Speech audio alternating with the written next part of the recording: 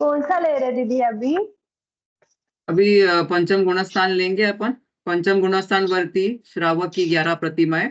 Okay. उसमें भी बहुत थोड़े डिफिकल्ट वर्ड्स है, ये जो बुक में है वो। तो हम लोग थोड़ा उसको बेस लेवल पे क्लियर करेंगे पहले। So will just start with मंगलाचरण। Okay.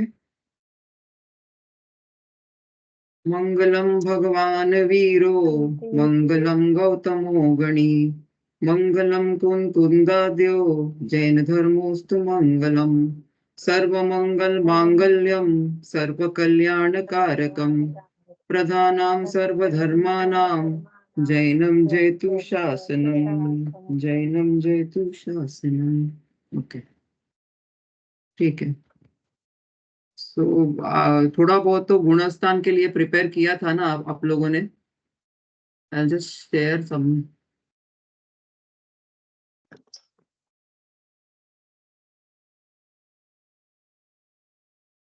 Okay, can you see my screen? हाँ जी। ठीक है। तो विल स्टार्ट विथ पंचम गुणस्थान वर्ती श्रावक की 11 प्रतिमाएं। तो बुक में थोड़ा सा ना अच्छा दिया है बुक में, लेकिन थोड़ा सा लैंग्वेज मुझे लगता है थोड़ा समझने में दिक्कत होगी, टाइम लगेगा अपने को। तो we'll just go in our own way. So गुणस्थान तो अपन ने पढ़ा हुआ है, मतलब एटलीस्ट रीड किया हुआ है for preparing for that this. So we'll just go for the उसका क्या डेफिनेशन दिया हुआ है। ओके। तो ये जो सेकंड वाला डेफिनेशन है वो बहुत कॉमनली यूज होता है। मोह और योग के तारतम्य यानी कि ऊपर नीचे होने से आत्मा में जो परिणाम होते हैं उसे गुणस्थान कहते हैं।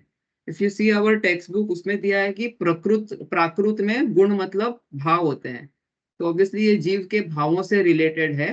और कर्मों के और योग के उदय से के निमित्त से हमारे भावों में जो ऊपर उतार चढ़ाव होते हैं तो उसको गुणस्थान कहते हैं। इसका डेफिनेशन ऐसा है ना कि गुणस्थान जब पूरा पढ़ लो ना तब डेफिनेशन समझ में आता है। That should be the last thing to learn. So first you should learn about gunasthan, फिर आसानी से डेफिनेशन समझ में आ जाता है। Okay. So for understanding gunasthan थोड़ा सा मोहिनी कर्म मोहनीय कर्म के बारे में थोड़ा बहुत एटलीस्ट उनके भेद प्रभेद थोड़े पता होने चाहिए उसके। So we'll just revise that part. If I am going fast do let me know, because I don't, मेरे को रियलाइज नहीं होता है, मेरा स्पीड बहुत बढ़ जाता है सडनली। ओके। सो मोहनीय कर्म, एज वी ऑल नो, दर्शन मोहनीय और चारित्र मोहनीय, ये दो उसके मुख्य भेद है। ठीक है। जो दर्शन मोहनीय है उसके, अगर एक बार भी जीव को सम्यक दर्शन हुआ है तो ये दर्शन मोहनीय के 3 पार्ट हो जाते हैं। अगर जीव अनादि मिथ्या दृष्टि है, मतलब उसको कभी भी पिछले कोई भी भव में सम्यक दर्शन नहीं हुआ है, तो दर्शन मोहनीय में केवल मिथ्यात्व की ही प्रकृति होती है। लेकिन पहले कोई भाव में अगर सम्यक दर्शन हुआ है तो ये बड़ी मिथ्यात्व की प्रकृति पे चोट पहुंचाई हमने, क्योंकि हम we are trying to think the right way. तो ये 3 टुकड़े में हो जाती है। मिथ्यात्व, सम पार्ट ऑफ मिथ्यात्व एंड सम्यक्त्व, एंड थर्ड इज सम्यक्त प्रकृति। नाउ सम्यक्त प्रकृति इज ऑल्सो कर्म। ऐसा नहीं है कि इसकी वजह से हमें सम्यक्त्व हो जाएगा, लेकिन इट इज अ माइल्ड कर्म। उसको हम देशघाती बोलते हैं। तो वो कर्म की वजह से हमारे संयुक्तत्व का पूरा घात नहीं होता है। ओके। सो ये दर्शन मोहनीय की, तो इसके उदय में छायोपशमिक संयुक्तत्व हो सकता है, होता है। ठीक है। इट डज नॉट फुल्ली खत्म नहीं कर देता है जीव के भाव संयुक्तत्व को। सो ये दर्शन मोहनीय के 3 भेद है। और चारित्र मोहनीय के, एज वी ऑल नो, एक तो कषाय वाले चार चार चार चौकड़ी बोलते हैं ना हम लोग। अनंतानुबंधी चौकड़ी यानी कि अनंतानुबंधी क्रोध मान माया लोभ, अप्रत्याख्यानावरण क्रोध मान माया लोभ, प्रत्याख्यानावरण क्रोध मान माया लोभ, और संज्वलन। जो अनंतानुबंधी क्रोध मान माया लोभ है, वो जब सम्यक्त होता है जीव को, तो ये दर्शन मोहिनी की प्रकृतियों के साथ में ये प्रकृतियों का भी अनुदय होता है, उदय में नहीं रहती है। Only then there will be samyaktva of the jiva, because ये जो प्रकृति ऑल्दो चारित्र मोहनीय के भेद में आती है, इट इज द्विस्वभावी, यानी कि वो चारित्र का भी घात करती है और ये दर्शन का भी घात करती है, उसको द्विस्वभावी कहते हैं। ठीक है। तो जब ये 7 प्रकृतियों का अनुदय होगा तब जीव को सम्यक्त्व होता है। तो अनंतानुबंधी दैट मीन्स क्या, अगर उदय में रही तो सम्यक्त्व नहीं होगा। Just the same way of से, वही दूसरे में टर्न ओवर करके बता रही हूँ। अगर उदय में रही तो सम्यक्त्व नहीं होगा, अगर अनुदय में रही तो सम्यक्त्व होगा। ठीक है, अलॉन्ग विद दर्शन मोहिनी की प्रकृति। देन अप्रत्याख्यानावरण, ये जो प्रकृति है ये जीव के मतलब बिल्कुल संयम नहीं होने देती है। मतलब कोई व्रत वगैरह अंगीकार करने के भाव ही नहीं होते हैं, मतलब उतनी विशुद्धि आ ही नहीं सकती है। ओके, तो ये अप्रत्याख्यानावरण मतलब व्रत ले सकना, और अप्रत्याख्यानावरण मतलब व्रत नहीं ले सकना, मतलब इवन देश व्रत नहीं हो सकता है। इसका मतलब हम पंचम गुणस्थान पढ़ने वाले हैं, तो उसके लिए पंचम गुणस्थान के लिए ये वाली ये बाकी की तो है ही, दर्शन मोहनीय की, अनंतानुबंधी की, और साथ में ये वाली जो अप्रत्याख्यानावरण के 4 चौकड़ी है उसका भी अनुदय होगा, तो ही पार्शियल संयम आएगा, पंचम गुणस्थान होगा। ठीक है, तो पंचम गुणस्थान में दर्शन मोहनीय का तो अनुदय है, यानी कि सम्यक तो है ही है जीव को। चारित्र मोहिनी के ये 2 चौकड़ी का अनुदय है, और ये दो बाकी की 2 चौकड़ी है प्रत्याख्यानावरण और संजलन, इसका उदय है। क्योंकि प्रत्याख्यानावरण का जब उदय है तो इसका मतलब ये सकल संयम, मुनि व्रत नहीं ले सकते हैं। तो that is how it is. तो ये बेसिक आपको समझ में आ गया थोड़ा बहुत, तो we will move ahead. Okay, basically I just wanted to explain के पंचम गुणस्थान में क्या होता है। दैट मीन्स दर्शन मोहनीय का तीनों और अनंतानुबंधी चौकड़ी और अप्रत्याख्यानावरण चौकड़ी का अनुदय है। ठीक है, और ये दोनों का उदय है, प्रत्याख्यानावरण और संज्वलन। चौथे गुणस्थान में दर्शन मोहनीय का पूरा अनुदय हो जाता है। चौथे चौथे गुणस्थान गुण में चौथे गुणस्थान में अगर शायिक या औपशमिक होगा तो दर्शन मोहनीय का पूर्ण अनुदय है, लेकिन अगर शायोपशमिक होगा तो सिर्फ मिथ्यात्व और सम्यक मिथ्यात्व वाली जो है उसका तो अनुदय है, लेकिन सम्यक प्रकृति का उदय होता है, क्योंकि वो सम्यक्त्व का पूरा घात नहीं करता है। मतलब उसमें दोष लगते हैं, चल मल अगाड़ दोष, पूरा घात नहीं होता है। ठीक है, तो देर आर 3 टाइप्स ऑफ सम्यक्त्व ना, तो they are based on this. तीनों का उपशम हो गया अलॉन्ग विद अनंतानुबंधी का उपशम, तो वो औपशमिक सम्यक्त्व होता है। सबका इन सबका क्षय हो गया तो वो शायिक सम्यक्त्व होता है। लेकिन शायोपशमिक सम्यक्त्व जो है उसमें अनंत अनुबंधी का तो उदय नहीं है, लेकिन दर्शन मोहिनी में मिथ्यात्व सम्यक मिथ्यात्व का भी उदय नहीं है, लेकिन सम्यक प्रकृति का उदय है। Okay, that we will come again when we are doing 5 भाव। Okay, now we will go to पंचम गुणस्थान, नहीं तो टॉपिक थोड़ा सा डिविएट हो जाएगा अपना। ठीक है, should I go to the next this? समझ में आ गया ना? तो ये पंचम गुणस्थान का और क्या क्या नाम है? देश विरत, संयमा संयम, विरता विरत, ये सब मतलब उसमें थोड़ी सी व्रत है, थोड़े से अव्रत है, थोड़ा सा संयम है, थोड़ा सा असंयम है। ओके, तो ये पंचम गुणस्थान के नाम है। Now we will go to what is प्रतिभा। ओके, नाउ जब जीव चौथे गुणस्थान में था तो उसको कुछ न कुछ अपना अनुभव हुआ कि कुछ मैं जीव हूं, ऐसा कुछ न कुछ तो अनुभव, शुद्ध भाव हुआ ना उसको कि मैं जीव हूं अपने बारे में, उसका श्रद्धान भी हुआ। ओके, तो उसके बाद में वो 5वें गुण, जब वो श्रद्धान थोड़ा और उसके पर विचार करता है, बढ़ता जाता है, तो उसको फिर थोड़े बहुत संयम लेने का भाव होता है। ये संयम लेने का जब भाव होता है तो बहिरंग में जो है अप्रत्याख्यानावरण का अनुदय होता है, तो फिर वो भाव और ये लेने का भाव होना और ले सकना, ये दोनों मैच होने लग जाता है। ओके, तो अब एक छोटा व्रत लेगा, फिर वो नेक्स्ट लेवल पे आएगा, वो नेक्स्ट लेवल पे आएगा, जो लेवल बढ़ता जाता है उसको प्रतिमा कहते हैं। समझा? जो श्रावक की, देखो यहाँ पर उसका डेफिनेशन लिखा है, श्रावक की विकासशील चारित्र का नाम प्रतिमा है। तो ये पंचम गुणस्थान में ही अप्लाई होता है। पंचम गुणस्थान लेवल 1, पंचम गुणस्थान लेवल 2, ऐसा 11 लेवल बताया है। लेकिन इसका मतलब ये नहीं है 11 ही लेवल है, इसके असंख्यात असंख्यात लोक प्रमाण भी लेवल हो सकते हैं। दो फर्स्ट प्रतिमाधारी के भी भाव मैच नहीं होंगे, किसी की थोड़ी विशुद्धि ज्यादा होगी, किसी की थोड़ी विशुद्धि कम होगी। तो इस अपेक्षा से देखें तो असंख्यात लोक प्रमाण भाव हो सकते हैं फ्रॉम प्रतिमा के इस पे पंचम गुणस्थान में भी। लेकिन एक मोटा मोटी अपने को समझने के लिए आचार्यों ने ऐसे भेद बताए हैं, अंतरंग शुद्धि की अपेक्षा और बहिरंग में क्या व्रत दिख रहे हैं लोगों को, वो व्यवहार प्रतिमा है। ओके, सो ये हमारे समझने के लिए जो अंतरंग शुद्ध दशा है उसको कहते हैं ज्ञान धारा। ओके, और जो बाहर में उसकी वजह से जो शुभ अशुभ भाव होते हैं उसको कहते हैं कर्म धारा। This I will explain in detail because this is very important. आगे चल के भी जो हम ग्रंथ वगैरह पढ़ेंगे तो ये ज्ञान धारा, कर्म धारा या ज्ञान धारा, राग धारा आएगा तो अपने इमीडिएटली भाववासन में आना चाहिए कि ये क्या है करके। Okay, and also we need to know what is निश्चय प्रतिभा और व्यवहार प्रतिमा। ओके, नाउ इसी से रिलेटेड है ये ज्ञान धारा से। अभी हमको थोड़ा सा शुद्ध समझ में आया, जिसको सम्यक्त्व हुआ उसको थोड़ा सा ज्ञान हो गया, मैं वितराग मेरा स्वभाव है, और थोड़ा सा शुद्ध जो उसका उपयोग था उसमें थोड़ी सी शुद्धता भी आई है। तो जब वो उस शुद्धता का आश्रय लेता है कि मैं ये हूं, तो वो अपने ज्ञान धारा में होता है। वो ज्ञान धारा में जब होता है तब जो भाव उसके पंचम गुणस्थान में होते हैं वो निश्चय प्रतिमा है, उस भाव के आश्रय लेने से, उसमें जाने से। और जब वो उस भाव में नहीं रह पाता है, तब जब बाहर जो शुभ भाव आते हैं, शुभ भाव है वो व्यवहार प्रतिमा है। और उसकी अपेक्षा से जो व्रत हमको दिखते हैं कि हाँ इन्होंने पहली प्रतिमा ले ली, इन्होंने दूसरी, उसको तो एकदम ही व्यवहार से हम प्रतिमा कहते हैं, क्योंकि वो जड़ की सब क्रियाएं हैं, व्रत संयम वगैरह। एक्चुअल प्रतिमा हमारे भाव की शुद्धता जो बढ़ती जा रही है वो एक्चुअल प्रतिमा है, तो वो निश्चय है। और बहिरंग में जो दूसरे कषाय मंद हो गए हैं उसकी वजह से जो भाव आ रहे हैं और जो व्यवहार हो रहे हैं वो व्यवहार प्रतिमा है। थोड़ा सा समझ में आ रहा है? I cannot hear you all. You all can unmute. We are just three of us, no? So it is okay if you keep unmuted. थोड़ा थोड़ा और एक्सप्लेन करती हूँ मैं कि ये बहुत इंपॉर्टेंट है हाँ व्यवहार निश्चय वही। समझना, ठीक है?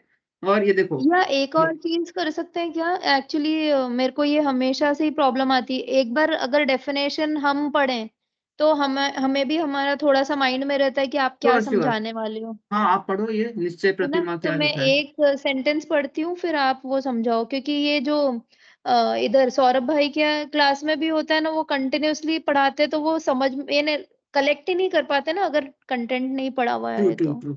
ओके, वैसे सो नाउ निश्चय निश्चय प्रतिमा आप प्रतिमा। पढ़ो। हाँ जी। निश्चय प्रतिमा स्वरूप स्थिरता वीतरागता की वृद्धि और राग का घटना निश्चय प्रतिमा है, ओके, यह ज्ञान धारा से जुड़ी है। अब समझ में आया? मैं ज्ञान धारा बता रही थी and I have a little diagram after this to explain that, so which we will go next. व्यवहार प्रतिमा पढ़ो। हम्म। मैं एक्चुअली वही स्क्रीन को वो एनलार्ज कर रही हूँ ना, तो वो बीच बीच में रुक रुक के एक से। नहीं दिख रहा है क्या? मेरा स्क्रीन दिख रहा है कि नहीं? नजर नहीं आ मैं रहा है? उसको हाँ, अब अच्छा, ठीक है। वो एनलार्ज करने में वो बीच बीच में रुकना पड़ता है मुझे। हाँ ओके बस ओके। ठीक है। निश्चय प्रतिमा से सात सात जो कषाय की मनता रूप शुभ भाव है वह व्यवहार प्रतिमा है, और उन हम्म, भावों के साथ जुड़ी जो बाह्य वृत्त संयम रूप बाह्य प्रवृत्ति है, उसी इसे उपचार से व्यवहार प्रतिमा कहते उसे उपचार से व्यवहार प्रतिमा कहते हैं। वास्तव में तो वह जड़ की क्रिया है। का तो एक्चुअल जो प्रतिमा है वो निश्चय हमारे भाव से रिलेटेड है, जो हमको शुद्ध भाव है। और अभी बाकी का जो बाकी के जो कषाय है वो भी मंद हो गए हैं। See there is something called as shuddha bhava and there is something called as shuddha parinati. तो ये दोनों चीजें भी आपको मालूम होनी चाहिए, क्योंकि ये बहुत बार आगे आगे ग्रंथों में आएगा। तो एक बार समझो किसी जीव को अपने शुद्धोपयोग में गया, तो उसके बाद में एक लिंगरिंग टेस्ट रहता है, उसका मतलब उसका इफेक्ट रहता है जीव के ऊपर, उसको शुद्ध परिणति कहते हैं। ओके, तो ये जो इससे रिलेटेड है पंचम गुणस्थान से, उसमें अप्रत्याख्यानावरण जो कर्म की प्रकृति है उसका वासना काल कहते हैं 15 दिन है। इसका मतलब जो पंचम गुणस्थान का जीव है वो 15 दिन में वापस अगर अपने शुद्ध भाव में नहीं गया तो वो अप्रत्याख्यानावरण उदय में आ जाएगा और उसका गुणस्थान गिर जाएगा 5वें से। ओके, सिमिलरली जो अनंतानुबंधी है उसका वासना काल 6 महीने है। इसके लिए अगर जिसको सम्यक्त्व हुआ उसका अनंतानुबंधी अभी अनुदय में है, तो वो 6 महीने में एक बार अपने वापस उपयोग में नहीं गया शुद्ध उपयोग में, तो उसका भी गुणस्थान गिर जाएगा। और जो प्रत्याख्यानावरण है उसका वासना काल अंतर्मुहूर्त है। इसके लिए जो मुनिराज है वो हम कहते हैं ना अंतर मुहूर्त में 6वें 7वें में जाते रहते हैं, क्योंकि वो अगर 7वें 6वें से 7वें में नहीं गए अंतर मुहूर्त में तो उनका भी गुणस्थान गिर जाएगा। समझा? ये वासना काल आपको पता होना चाहिए सबको, ये अच्छा मतलब इसका मतलब अनंतानुबंधी ये का नहीं है कितना कि दीदी? हाँ अनंतानुबंधी का कितना, 6 महीने? 6 महीने। अप्रत्याख्यानावरण का 15 दिन और प्रत्याख्यानावरण का अंतर मुहूर्त। तो ये इतने टाइम में वो पर्टिकुलर गुणस्थान के जो जीव है वो अपने उपयोग में नहीं गए, अपने ज्ञान उपयोग में नहीं गए शुद्ध शुद्ध ज्ञान धारा में, तो वो गुणस्थान गिर जाता है। Now that is the maximum काल आई एम सेइंग। ऐसा नहीं है कि 15 दिन में ही जाना पड़ेगा, वो 10 दिन में भी हो सकता है। जैसे जैसे ये प्रतिमा का, लिमिटेशन है। हाँ, प्रतिमा का लेवल बढ़ेगा ना, पहला दूसरा तीसरा, इसका वैसे मतलब वैसे। वही हुआ, इसका मतलब वही हुआ ना कि जैसे जैसे ये ने अपनी अंदर की विशुद्धि बढ़ती जाएगी, इतना फास्ट फास्ट अपन अंदर जाएंगे ना। हाँ, उतना फास्ट फास्ट अंदर जाएंगे उतना लेवल प्रतिमा का बढ़ेगा, क्योंकि वैसे वैसे आपके भाव चेंज होंगे कि ये व्रत ले लोगे वो लोगे, मतलब विरक्ति बढ़ेगी आपको, भोग इन सब में इंटरेस्ट कम हो जाएगा, वितरकता बढ़ेगी। तो ये सब चीजों की वजह से वो इफेक्ट दिखेगा और प्रतिमा, नियम से प्रतिमा बढ़ेगी अगर जितना वो सहारा देगा। तो शुरू शुरू में हो सकता है 15 दिन में एक बार जाता हो, फिर शुद्धि बढ़ती है और चिंतन और मनन और ज्ञान होता है, तो शुद्धि बढ़ती जाती है, तो वो अंतरंग में जाने का भाव भी बार बार आता है, तो प्रतिमा का लेवल भी बढ़ता जाएगा। Okay, now just see this diagram, this I have just created, मुझे नहीं पता आप लोगों को समझ में आएगा, I will try to explain. Okay, यहाँ पर मैंने एक्सप्लेन करने की कोशिश की है। अभी ये हमारा ये फर्स्ट वाला मैंने मिथ्यात्व लिखा है, वो दिख रहा है आपको ना, वहां पर ये उपयोग है अपना, समझो। ओके, सॉरी, जो, एक्सक्यूज मी, मैं 1 मिनट, गैस बिल वाले आए हैं, मैं 2 मिनट में हाँ आऊँ हाँ, प्लीज, सॉरी। श्योर हाँ sure sure, sorry. I'll wait for you, we'll just revise what we have done. Okay, okay, समझ में आया है ना?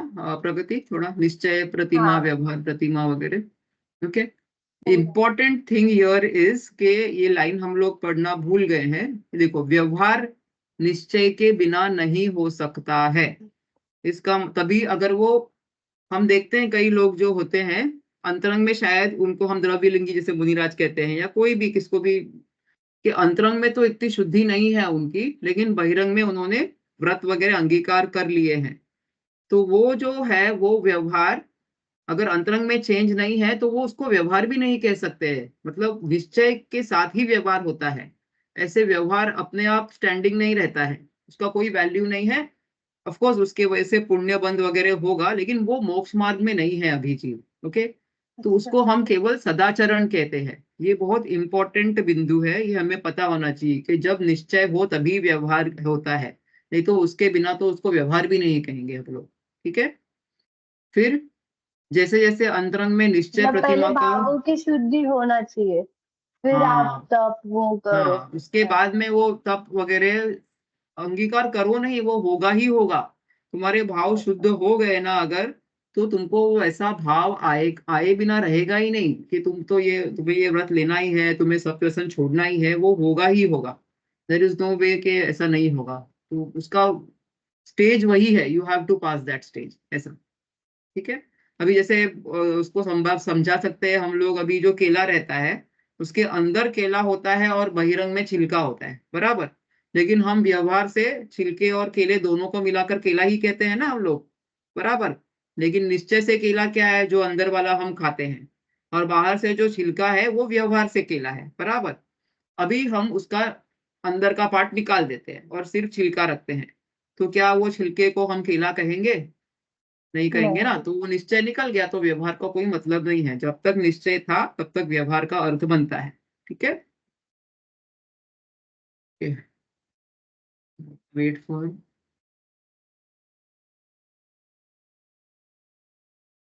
इसके जो चैप्टर जो बेस्ड है वो पंडित बनारसी दास जी के नाटक समय सार पे बेस्ड है, जो अपनी टेक्स्ट बुक में दिया है। समय सार जो है, समय सार में कि जो सबसे मेन टीका एक है, वो आत्मख्याति है। जो, एक मिनट, हाँ,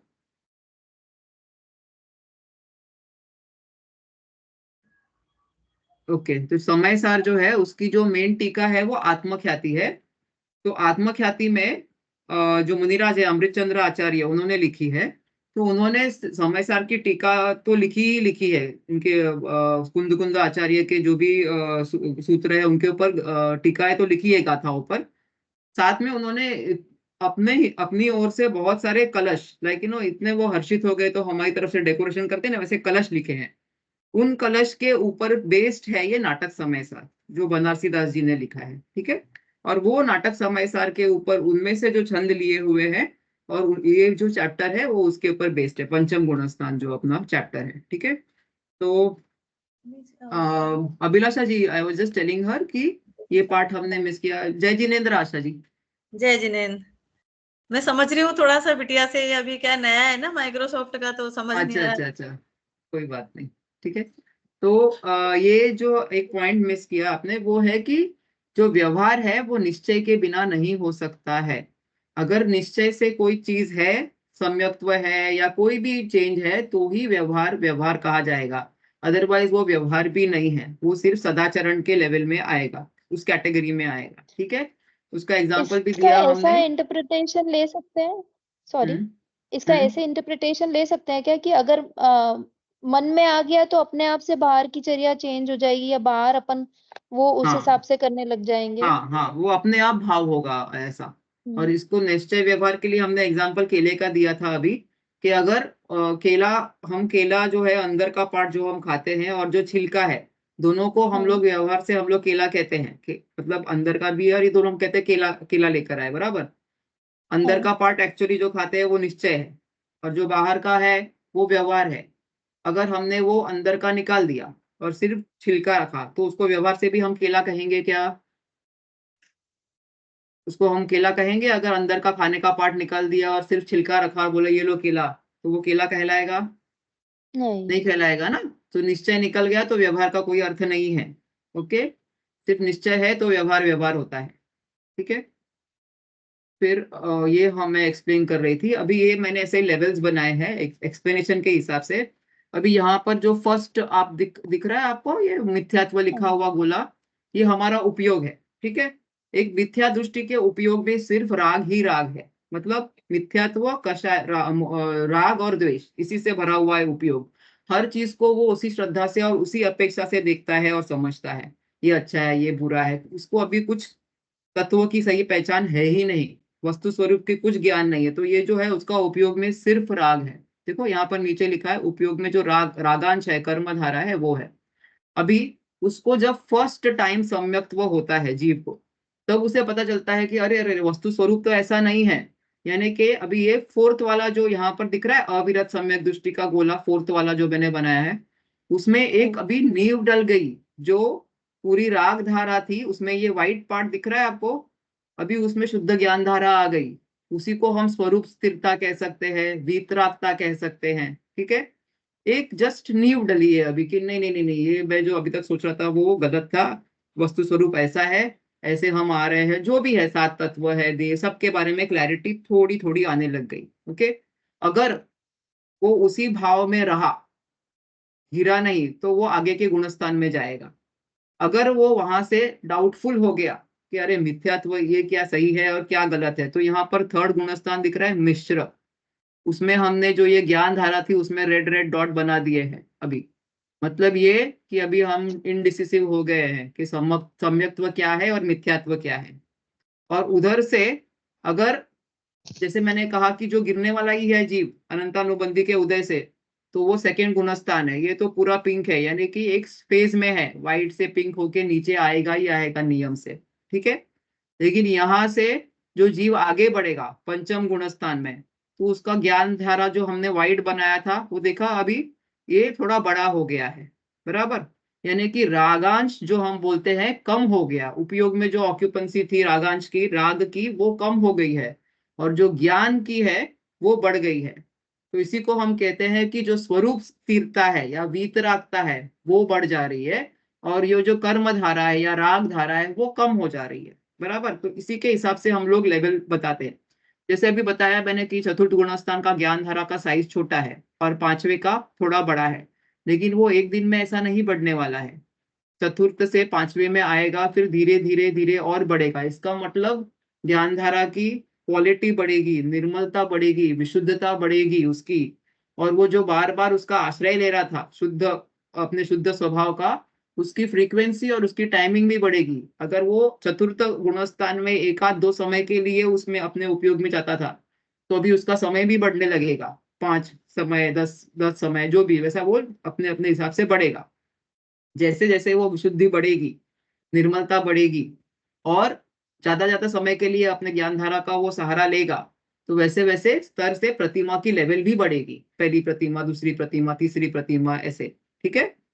और आगे छठे गुणस्थान में और भी ज्ञान धारा बढ़ गई, रागांश और कम हो गया। क्यों? क्योंकि प्रत्याख्यानावरण का भी अभी अनुदय चालू हो गया, बराबर। उसके बाद में सप्तम गुणस्थान में तो और भी बेटर है, बराबर, वो बढ़ते जा रहा है। One thing you should know कि सप्तम से छठवां गुणस्थान सिर्फ गिरते वक्त आता है। इट इज नॉट दैट पांचवे से छठवें में जाएगा। फर्स्ट से या फोर्थ से या फिफ्थ से जीव जब पहले जाएगा तो सातवें में ही आएगा। जैसे सेकेंड वाला गुणस्थान सिर्फ गिरते हुए आता है, वैसे छठवां गुणस्थान भी सिर्फ सातवें से छठवें में गिरते हुए ही आता है। Very important point two remember. It is not that fifth से सिक्स गया, सिक्स से सेवन, वो तो गिरने वाला गुणस्थान है। ठीक है। तो सातवें गुणस्थान में और बढ़ गया ये ज्ञान धारा, इसके बाद तो वो श्रेणी चढ़ जाते हैं, बराबर। या you want to ask something? हाँ, एक्चुअली वो 5th गुण स्थान में बोलते हैं ना कि तब तक तो वो श्रावक अपने जैसे ही रहते हैं घर में, फिर 6th गुण स्थान में मुनि बनते हैं ना, कि 7th में डायरेक्टली रहते हैं? नहीं, गुणस्थान तो जब मुनि का होता है तब सातवां ही होता है, फिर वो गिर के 7वां छठे होता में है? आता है, क्योंकि ओके। जो भी विशुद्धि वो आएगी, मैं देखो। पता नहीं सुना कि 6th गुण स्थान में मुनि बनते हैं, तो नहीं नहीं, मैं वो वो तो हम इसलिए। व्यवहार से बोलते हैं कि मतलब कि मुनि का गुणस्थान छठवां सातवां है। लेकिन अच्छा। लेकिन यहाँ पर हम करणानी योग की अपेक्षा से सूक्ष्म दृष्टि से देख रहे हैं हम। फर्स्ट गुणस्थान से भी जीव पहले सातवें में जा सकता है, लेकिन शर्त यह है कि बाहर से द्रव्य लुंगी मुनि हो। समझा?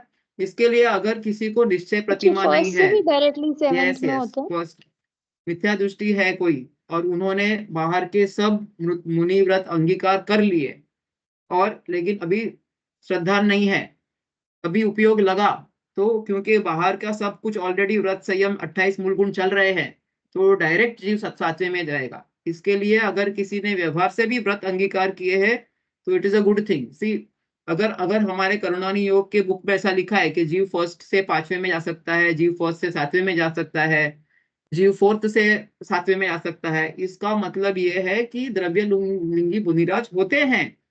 तो बाहर कभी अंतरंग की तैयारी पहले होती है, कभी बहिरंग की होती है, फिर अंतरंग का जुड़ जाता है। So not, we should not discourage anybody who is taking व्रत, कि क्या पता उसका कल ऐसा अंदर से चेंज हो जाए, उसको साक्षात्कार हो जाए सच्चे स्वरूप का वगैरह, और उसका गुणस्थान आगे बढ़ जाए, ऐसा। तो जो भी है सदाचरण के हिसाब से भी वी शुड एनकरेज, कोई बात नहीं उसमें। पाप में रहने से तो बेटर है कि इवन आचरण के हिसाब से भी पुण्य तो रहेगा और कभी जुड़ भी जाएगा इसके साथ में, ऐसा। ठीक है।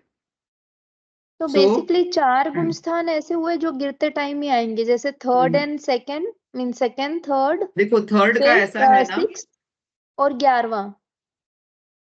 11वें से आदमी गिरता है, जीव गिरता है, 11वां गिरते समय नहीं आता है। अगर वो 11वें पे पहुंचा तो वहां से नियम से गिरता है, समझा? दैट विल द हाँ। मैक्सिमम, उपशम श्रेणी वाला मैक्सिमम जो चढ़ेगा वो 11वें पे चढ़ेगा और वहां से नियम से गिरेगा। सेकेंड गुणस्थान ऐसा है जो गिरते वक्त ही आता है। थर्ड इवन गुणस्थान थर्ड इज, भी ना? नहीं, थर्ड अगर चौथा गुणस्थान से गिरा तो। लेकिन अगर, फॉर दैट टू अंडरस्टैंड सादी एंड अनादि मिथ्या दृष्टि। अनादि मिथ्या दृष्टि, जैसे कि मैंने यहाँ बताया, अनादि मिथ्या दृष्टि में सिर्फ दर्शन मोहिनी का ही सिर्फ मिथ्यात्व प्रकृति ही रहेगी। लेकिन सादी मिथ्या दृष्टि में ये तीनों प्रकृतियां रहेगी, मिथ्यात्व, सम्यक मिथ्यात्व और सम्यक्त्व प्रकृति। ओके। अभी यहाँ पर जीव एक बार शादी हो गया, मतलब क्या हो गया, उसको सम्यक्त्व एक बार हुआ था और फिर वो गिर गया, तो उसको फिर से डाउट होगा ना, तो वो फर्स्ट से थर्ड में भी आ सकता है, फिर फोर्थ में आप वो जाएगा। 2 नाम क्या बोल रहे हैं, एक सादी मिथ्या दृष्टि और? हाँ, अनादि मिथ्या दृष्टि वो होता है जीव जिसको कभी भी बिगिनिंग ऑफ टाइम से सम्यक्त्व हुआ ही नहीं है, तो उसमें यानी दर्शन तब से या मोहिनी तो की। निगोद में या एक इंद्रिय, 2 इंद्रिय, इनमें ही घूमते जा रहे हैं, हाँ घूमते नहीं, जा रहे हम हैं। हमारे जैसे भी हो सकते हैं, हो सकता है हमको भी पहले कभी मिथ्या, हम लोग को भी सभ्यत्व नहीं हुआ, ऐसा हो सकता है ना, हमारे जैसे भी हो सकते हैं वो तो हम्म। वो उसमें उस जीव में दर्शन मोहिनी की सिर्फ मिथ्यात्व प्रकृति होती है, वो ये 3 डिवीजन नहीं होते हैं। ओके।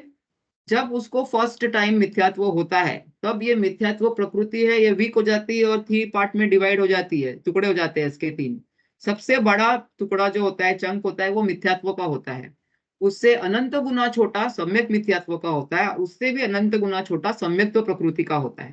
ठीक है, तो ऐसा वाला जीव वापस भूल गया और वापस मिथ्यात्व में चला गया, वापस श्रद्धा खत्म हो गया, फिर भी दर्शन मोहिनी की उसके अंदर 3 प्रकृतियां होती है ना, तो कभी उसको ऐसा डाउट हुआ तो वो फर्स्ट से थर्ड में आ सकता है। इसके लिए थर्ड वाला जो गुणस्थान है वो ऐसा ही नहीं है कि हमेशा गिरते वक्त ही आएगा, कभी वो फर्स्ट से चढ़ते वक्त भी आ सकता है और फोर्थ से गिरते वक्त भी आ सकता है। लेकिन सेकंड गुणस्थान नियम से उपशम सम्यक्त्व के बाद गिरते वक्त ही आता है, और छठवां गुणस्थान जो है वो 7वें से गिरते वक्त ही आता है। और 11वां गुणस्थान जो आप जो बोल रहे हैं, वहां पहुंच के जीव नियम से गिरता है। ठीक है, ठीक है, और ये अभी थैंक यू पूर्ण सो मच। वितरागता हो गई बहुत 12th सारी गुना। चीजें हैं। हाँ नहीं, वो मैं तो लिख धीरे रही धीरे हूँ तो वो समझ भी में आ धीरे जाएगी। धीरे मैंने लिखाता है ना, इतनी सारी बातें हो गई है, हाँ नहीं तो नहीं, मेरे को that's bar why bar I was पूछना पड़ता थिंकिंग है। कि मैं कैसे एक्सप्लेन करूँ, फिर मेरे को चमका कि चलो let's draw a diagram and maybe it will be better to understand. हाँ, ठीक है, बहुत सुंदर डायग्राम है, बट फिर वही ये जैसे मिथ्यात्व के वो जो 3 प्रकृति बता रहे हैं, फिर आदि वो ना अनादि हम यानी सादि अनादि, तो फिर वो मैंने लास्ट टाइम आपने अटेंड नहीं किया ना, मैंने मिथ्यात्व लिया था तभी, तो तभी भी थोड़ा बहुत एक्सप्लेन किया था लास्ट में, चिंतन का जो बैच लिया था अभी एक, तो अच्छा। उसमें 5 भाव का भी मैं उधर ले चुकी हूँ उनके साथ में, बट हाँ, वी मैं विल गो 5 अगेन भाव और हम। 4 भाव का भी सोच ही रही थी कि कभी होगा तो मैं वो भी फटाफट अटेंड नहीं, करूंगी। वो मेरे इतने 5 सारे भाव इज क्लासेस सो बीच में छूटे ब्यूटीफुल हैं नो ना एंड कि इट इज बस। वेरी इजी टू अंडरस्टैंड 5 भाव। तो अभी हम लोग यही कर लेते हैं पंचम गुणस्थानी। अभी यहाँ पर हाँ। 12वें गुणस्थान के एंड में ये पूरा पूरा वाइट हो गया, पूरी ज्ञान धारा, पूर्ण वितरागता, इसके बाद में केवल ज्ञान 13वां गुणस्थान। ओके, तो ये समझा आपको, पूरी राग थी चौथे गुणस्थान में, उसका बीज पड़ा, 5वें 6वें ये जो है ये बढ़ता गया उसके बाद में, और पूर्ण वितरागता प्रकट हो गई। तो उसमें रागांश अभी है ही नहीं, तो कितना राग धीरे धीरे कम हो जाएगा, जितना जितना कम हो जाएगा तो भोगों के प्रति आसक्ति उतनी उतनी कम होते जाएगी। तो जो एक्चुअली 7वें गुणस्थान में वगैरह आदि मुनिराज है, तो उनके भाव कितने विशुद्ध होते होंगे, हैं? So now this is my slide for Pancham Gunasthan. Now we have to go to the textbook after that. Okay, आपके पास बुक हो तो आप खोल लीजिए। इसके जो स्तर है, ओके, प्रतिमा के स्तर है अभी, मतलब प्रतिमा ही स्तर है पंचम गुणस्थान की। जैसे जैसे शुद्धता बढ़ती जाएगी वैसे वैसे स्तर को ही प्रतिमा कहा गया है। ओके, जो फर्स्ट स्तर है, now the beautiful thing about this Pratima is कि जो पहले पहले वाली प्रतिमा है ना, वो पिछले वाले जो आपकी शुद्धता थी ना उसको और शुद्ध करती है, और आने वाले प्रतिमा की नींव डालती है। So that is how the levels are going up. Okay, जैसे फर्स्ट प्रतिमा जो है दर्शन प्रतिमा, ओके, ये 5वां गुणस्थान है, इसके पहले चौथा था, तभी सम्यक दर्शन हुआ था जीव का। तो अभी इसमें क्या होगा, तो ये जो दर्शन प्रतिमा है उसमें शुद्धता जो है सम्यक दर्शन की, आत्म दर्शन के हिसाब से इसको दर्शन प्रतिमा है कहते हैं। हम देखेंगे लौकिक में जीव कहते हैं मेरे तो दर्शन प्रतिमा है, तो हम उनको पूछेंगे क्या है, बोलते हैं मैं रोज जाके जिनेंद्र देव के दर्शन करती हूँ, तो ये हमारी फर्स्ट प्रतिमा मैंने ले ली है। लेकिन ऐसा है नहीं। हाँ, भले करने दो उनको जो करना है, कभी ना कभी उस दर्शन से भी उनको हो ही जाए सम्यक, तो वी डोंट नो। और बहिरंग में अगर तब सब ले रखे हैं ऑलरेडी, तो डायरेक्ट 5वां भी गुणस्थान हो जाएगा। Okay, so we should not discourage तो एनीबॉडी वो हु डजंट अंडरस्टैंड। व्यवहार से बोलेंगे ना दर्शन प्रतिमा है, हाँ, जो सिर्फ सम्यक दर्शन के हिसाब से दर्शन है करे। सम्यक। नहीं, वो तो ऐसे व्यवहार से बोलते हैं। देखो जो पंचम गुणस्थान में है वो तो जो छठ आवश्यक है मोस्टली तो फॉलो कर ही रहा है ना, छठ आवश्यक में तो देव दर्शन है ही है उसमें। तो ठीक है, जो मानना है मानने, तो we should not discourage anybody who is doing any kind of पुण्य आचरण। ओके, कोई दर्शन कर ही नहीं रहा है और कह रहा है मेरी दर्शन प्रतिमा है, तो उसको बोलो भैया पहले देव दर्शन तो करो, ऐसा है। ठीक है, तो एटलीस्ट श्रावक बनना चालू करना होता है वैसे। ठीक है, श्रावक में 3 श्र, I don't know if you all know, श्र वो और क जो है वर्ड्स, श्र स्टैंड्स फॉर श्रद्धा, वो स्टैंड्स फॉर विवेक, एंड क स्टैंड्स फॉर क्रिया। तो तीनों जब सम्यक होती है तो वो ट्रू श्रावक बनता है। ठीक है, सम्यक दर्शन, सम्यक ज्ञान, सम्यक चारित्र के हिसाब से। ओके, सो सो यहाँ पर जो है पहली प्रतिमा है वो दर्शन प्रतिमा है। दर्शन प्रतिमा में यहाँ पर देखो बनारसी दास का जो लिखा हुआ है ऑलरेडी पेज नंबर 23 पे, 8 मूल गुण संग्रहे, कुवसन क्रिया न कोई, दर्शन गुण निर्मल करे, दर्शन प्रतिमा सोई। ओके, सो सबसे पहले जो सम्यक दर्शन था वो और निर्मल हो जाता है, ये हो गई ज्ञान धारा के हिसाब से। ओके, और निर्मल होगा। जब वो निर्मल होगा तो उसको भाव आएंगे कैसे, 8 मूल गुण फॉलो करने हैं करके, और कुव्यसन का, सप्त व्यसनों का त्याग हो जाएगा। ठीक है, ये उसके भाव आएंगे। ये भाव को हम व्यवहार प्रतिमा कहते हैं, और जो एक्चुअल में वो ये सब करता है उसको व्यवहार से जो है इसके रिलेटेड शुभ प्रवृत्ति कहते हैं, क्रिया कहते हैं। लेकिन लौकिक दृष्टि से हम उसी को प्रतिमा कहते हैं कि ये सब छोड़ दिया तो आप फर्स्ट प्रतिमा में हो करके, लेकिन वो भाव होगी तभी एक्चुअल में वो प्रतिभा लेवल बनेगी। ठीक है, तो यहाँ पर पिछले वाला सम्यक दर्शन था वो और निर्मल हो गया, और आने वाले जो अनुव्रत का व्रत प्रतिमा आएगी उसकी नींव डल गई मूल गुण के हिसाब से, कुव्यसन वगैरह छोड़ दिया, सप्त व्यसन, तो कुछ ना कुछ संयम चालू हो गया, यहाँ पर संयम की शुरुआत हो गई यहाँ पर। ठीक है, यहाँ पर 8 मूल गुण के बारे में नेक्स्ट पेज पे लिखा है कि कहीं कहीं तो दिया हुआ है कि 5 उदुम्बर और 3 मकार का त्याग है, वो अष्टमूल गुण है। लेकिन कहीं कहीं आई थिंक आचार्य समंत्रभद्र ने 5 अणुव्रत को भी इसमें इंक्लूड किया है, 3 मकार का त्याग और 5 अणुव्रत लिए हुए हैं। ठीक है, ओ हो तेजस्विनी इज कम। हेलो, जय जिनेन्द्र। ठीक है, ओके, तो ये कहीं कहीं ये जो दिया है वो यहाँ पर 5 अनुव्रत और 3 मकार के हिसाब से दिया है। ठीक है, तो यहाँ पर नीचे एक्सप्लेन किया है कि जिन्होंने 8 मूल गुण वाला दिया है वो भी, उसमें भी बेसिक थोड़ा बहुत अनुव्रत आ जाता है, क्योंकि देखो जैसे 5 उदुम्बर का त्याग आ गया तो फिर अहिंसा अनुव्रत आ गया, त्रस जीवों का हिंसा का त्याग हो जाता है ना, तो अहिंसा अनुव्रत आ गया उसमें। फिर जो सप्तव्यसन में चोरी वगैरह छोड़ दी, और पर स्त्री सेवन वगैरह छोड़ दिया, वैश्या सेवन छोड़ दिया, तो ब्रह्मचर्य आ गया, अचौर्य आ गया। फिर उसमें इसमें लिखा है कि जो ये सब व्यसन छोड़ देते हैं वो झूठ भी नहीं बोलते हैं, तो सत्य अनुव्रत भी आ गया। ओके, और क्या बचा, परिग्रह का भी, लोभ भी कम हो जाता है, तो परिग्रह तो बेसिकली उसमें गर्भित हो जाता है, ऐसे लिखा है इसमें। ठीक है, सब जो व्यसन वगैरह छोड़े हैं उसके हिसाब से। लेकिन ये देखेंगे तो अनुव्रत की अभी नींव डल गई है।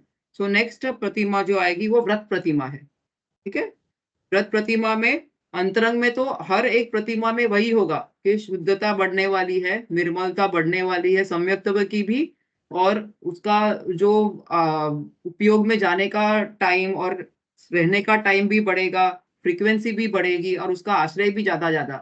क्या होता है कि जब तक सम्यक्त्व नहीं होता है ना, तो हम दूधी देखते हैं, पालक देखते हैं, तो पालक पनीर, दूधी का हलवा, और टेंडर लेना है, थोड़ी नई वाली दूधी ले, ऐसा हो जाता है। सम्यक्त्व होने के बाद में ये वाली दूधी लेंगे जिसमें रेशे फुल नहीं है, तो इसमें जीव ज्यादा है, यानी कि वो अभी स्वप्रतिष्ठित है, इसमें निगोदिया जीव भी है, तो उसका मुझे पाप लगेगा, तो देखने की दृष्टि उसी चीज को बढ़ जाती है। फिर स्वाद में इंटरेस्ट नहीं है, मेरी से हिंसा किसमें कैसे कम हो उसमें इंटरेस्ट ज्यादा हो जाता है।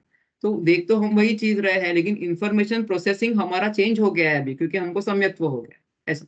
ठीक है, तो अभी व्रत प्रतिमा में यहाँ पर लिखा हुआ है, अभी तक समझ में आया है ना, मतलब कुछ समझ नहीं आया तो okay, otherwise I am not going too fast, right. तो इसमें जो पहली प्रतिमा और दूसरी प्रतिमा में क्या फर्क हुआ फिर? उसमें भी तो अणुव्रत, तो उसमें भी धारण कर लिए उसने। नहीं, तो वही तो हम अभी पढ़ने वाले हैं ना, उसमें तो नींव डली है। कहीं कहीं तो पहली वाली प्रतिमा में सिर्फ मौका ये लिखा हुआ है ना कि 5 उदंबर फल का त्याग है और अष्टमूल गुण है। अभी नेक्स्ट वाली व्रत प्रतिमा की नींव डली है अभी। अभी निरतिचार पालन नहीं हो रहा है अनुव्रत का। हाँ? मैं ना I just open up our,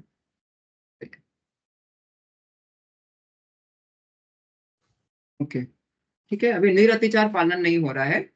तो अभी जो व्रत प्रतिमा के बारे में लिखा है यहाँ पर पेज 24 पे, 5 अणुव्रत आदरे, 3 गुणव्रत पाल, शिक्षा व्रत चारो धरे, यह प्रतिमा चाल। ओके, ये जो व्यवहार में जो भाव आएंगे उनके बारे में लिखा है। अंतरंग में तो शुद्धता बढ़ गई। ओके, तो यहाँ पर अभी इन इन इन जो अणुव्रत दिए हैं इनका निरतिचार पालन होना शुरू हो जाता है अभी। ठीक है, शुद्धता बढ़ती जाएगी अभी इन सब चीजों में।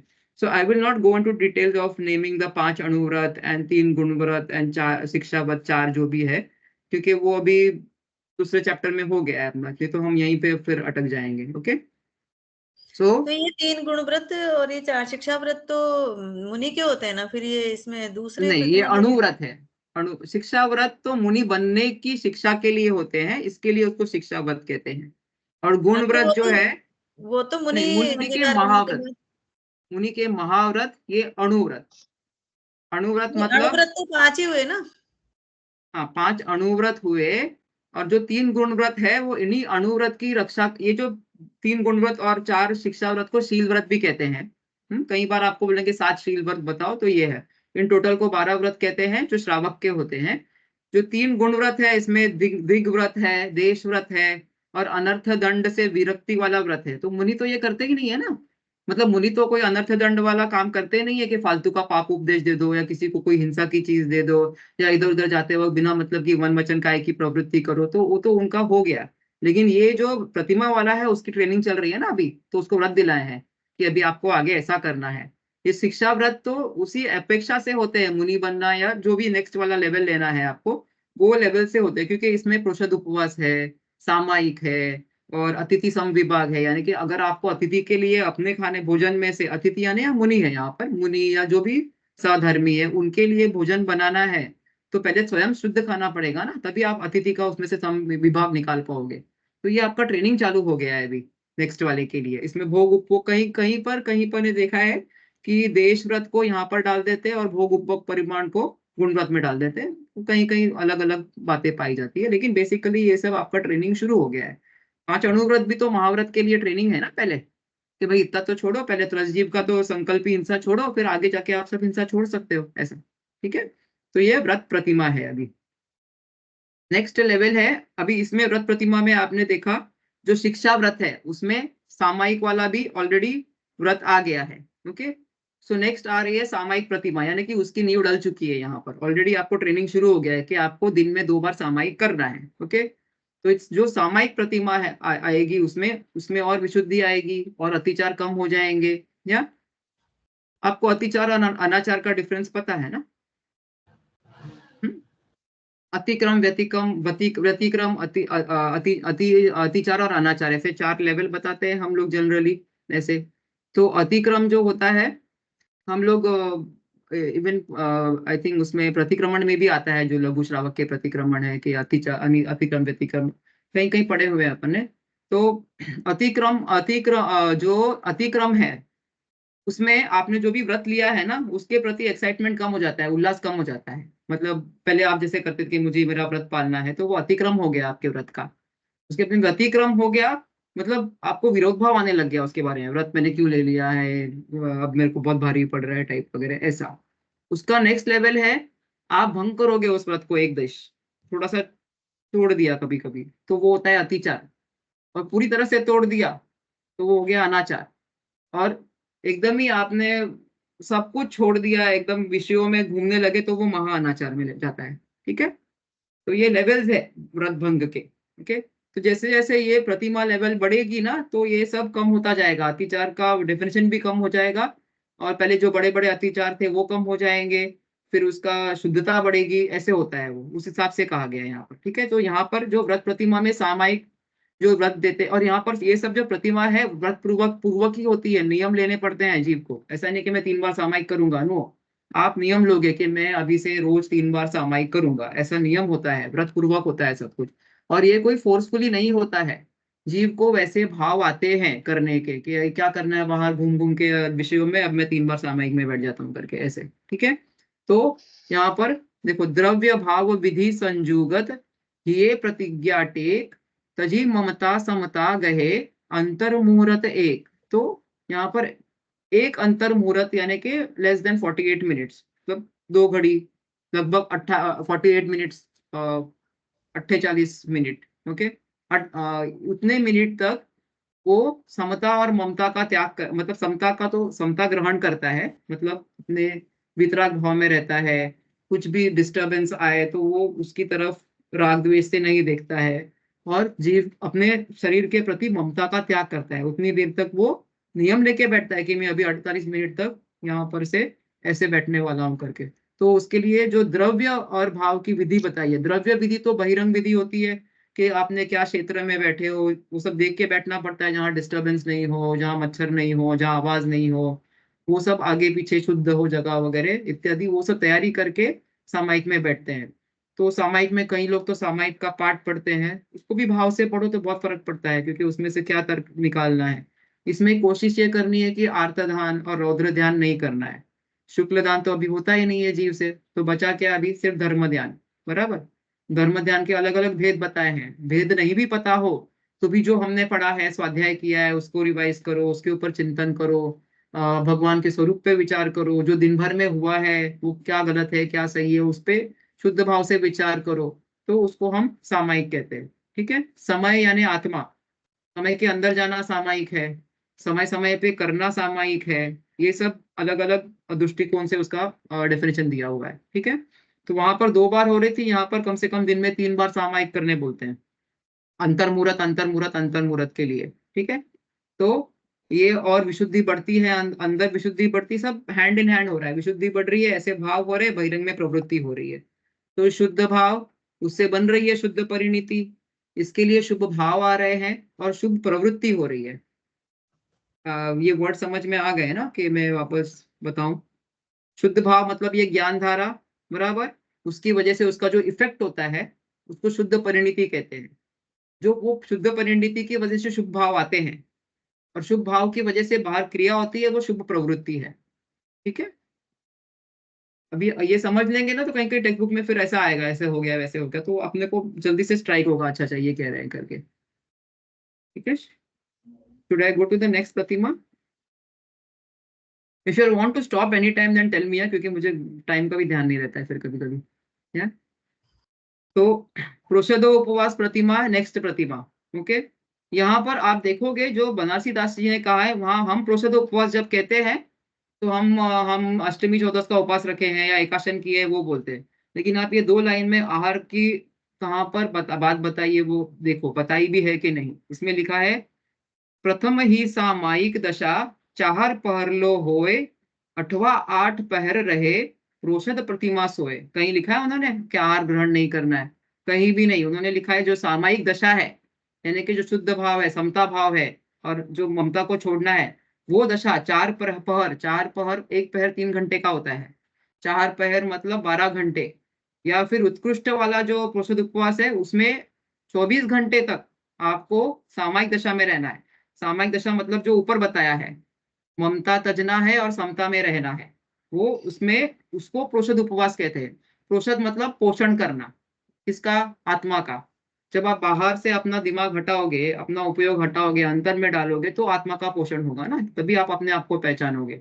उपवास, एज वी ऑल नो, मतलब अपने आत्मा के पास रहना और उसका पोषण करना, उसको प्रोषद उपवास कहते हैं। जो आहार वगैरह का, अगर वो भोजन कर रहा है, दुकान में जा रहा है, मार्केट में घूम रहा है, तो वो आत्मा के पास बैठेगा क्या? नहीं बैठेगा।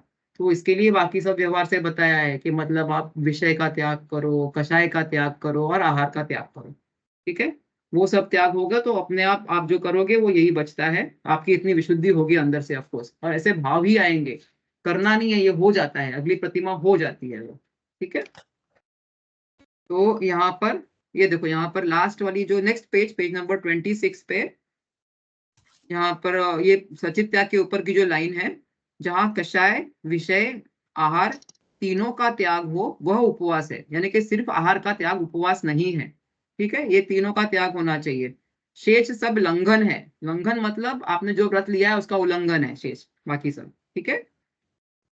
सिर्फ आहार का त्याग को प्रोषद उपवास नहीं कहते हैं, लेकिन चलो प्रैक्टिस में कोई कर रहा है तो करने दो, उतना भी तो पुण्य लगेगा ना, कि हिंसा कम हो गई, संयम बढ़ गया। ठीक है, जो कर रहा है अच्छी बात है। ओके। किसी का हम खुद तो कर नहीं पा रहे, तो एटलीस्ट कोई कोई तो 10 उपवास करते हैं, उसकी अनुमोदना ही करो, जिस भी भाव से कर रहे हैं वो। अपने को किसी और के उपयोग में जाने की जरूरत नहीं है कि उनकी कितनी शुद्ध धारा है, कितनी कर्म धारा है। ये सब हमारे सेल्फ असेसमेंट के लिए, हमारे स्वयं के लिए, not for judging anybody else. किसी और को जज नहीं करना है मुझे। ठीक है। तो नेक्स्ट इज सचित त्याग प्रतिमा। अभी भोजन वगैरह से तो दृष्टि हटा दी ना, अभी इसका 12-12 घंटे, 24-24 घंटे सामायिक दशा में रहना, आहार का त्याग करना सिखा दिया। तो अभी और अहिंसा का भाव आएगा, शुद्धता और बढ़ेगी। जब ये होने लगा जीव को, तो और शुद्धि की भाव आएगी। तो जैसे मैंने कहा, अभी वो पालक को पालक नहीं दिखता है, वो उसको दिखता है कि इसमें अनंत अनंत जीव है अभी, तो अब मैं कैसे इसका भक्षण करूं ऐसे। तो सचित त्याग प्रतिमा आ जाती है अभी। इसका मतलब क्या है? जो सचित भोजन तजे, पीवे प्रासुक नीर, सो सचित त्यागी पुरुष, पंच प्रतिज्ञा गीर। ओके, अभी पंचम प्रतिज्ञा है। सचित भोजन त्यागे मतलब वो सब्जियों का, वो सब हरि का तो त्याग कर देते हैं ये लोग। पहले तो ऑलरेडी जब प्रोषद उपवास लिया तो बहुत सारे हमारे जैसे जीव भी, जो कोई कुछ ज्यादा व्रत उपवास नहीं भी करते हो, वो लोग एटलीस्ट अष्टमी चौदस को हरा त्याग देते हैं कि आज हम वनस्पति त्याग कर रहे हैं करके, तो उसकी नींव ऑलरेडी डल चुकी है। तो यहाँ पर वो उसको अभी जी सचित किसको कहते हैं? देखो यहाँ लिखा है, ये लाइन लास्ट लाइन में, ये प्रतिमा के जिसमें उगने की योग्यता हो, वह अन्य व हरी वनस्पति को सचित कहते हैं। ओके ना, उसका त्याग करना मतलब हरी वनस्पति का तो मोस्टली त्याग कर देते हैं, लेकिन बाकी जो हरे फल, जो फल है वो भी सचित है ना, ऐसे ही खाएंगे तो सचित है। तो उसको वो लोग अचित बना के फिर खाते हैं, प्रासुक करके खाते हैं, यानी कि उसको या तो छुरी से वगैरह कट कर देते हैं, पीस देते हैं, जो भी करते हैं, लेकिन एक्चुअल जो जीव है उनको अपने पेट में बिना उसको ऐसे नहीं खा लेते हैं, भक्षण नहीं कर देते हैं उन जीवों का, ठीक है। तो जो पानी भी है उसको भी प्रासुक करते हैं, मतलब छानेंगे तो अंतर मुहूर्त तक ही उसका वो प्रासुक रहेगा, थोड़ा गर्म करेंगे तो 6-8 घंटे हो जाता है, और 24 घंटे करेंगे मतलब बॉईल कर लेंगे तो 24 घंटे तक वो प्रासुक रहता है। ये सिर्फ पीने की बात नहीं हो रही है, वो जो भी पानी इस्तेमाल में करते हैं, इवन नहाने का आदि वगैरह, उसको भी प्रासुक करके यूज करते हैं। ऑलरेडी सब कुछ उनके भाव क्लियर हो जाते हैं कि सिर्फ छान के पानी लेंगे और फिर उसको गर्म करके फिर नहाएंगे। पानी का यूज भी कम हो जाता है, क्योंकि वो जीव है ना उसमें भी, पानी में भी जल का एक जीव है, तो वो विवेक आ जाता है इतना, ठीक है। फिर नेक्स्ट जो है अभी दिवा मैथुन त्याग प्रतिमा है। कहीं कहीं यहाँ पर इसमें रात्रि भुक्ति त्याग प्रतिमा भी कहा गया है, रात्रि भोजन त्याग, जो छठवा वाला है प्रतिमा।